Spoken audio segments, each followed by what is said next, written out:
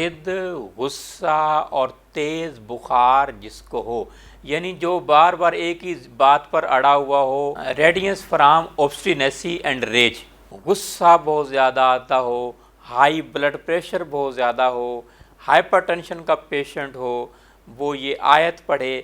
سورۃ الانبیاء آیت نمبر 69 ہے، 3 مرتبہ پڑھیے اور تلسی کے پانی پر دم کیجئے اور تلسی کا پانی قہوہ وہ پی لیجئے، انشاءاللہ ضد بھی ختم، غصہ بھی ختم، ہائی بلڈ پریشر بھی ختم، اور اللہ کے حکم سے جو بخار تیز ہے نارمل حالت میں آ جائے گا۔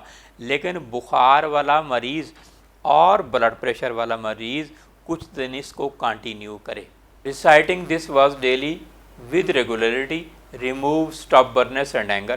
During high fever, recite this verse on osmum sanctum water and give it to him to drink.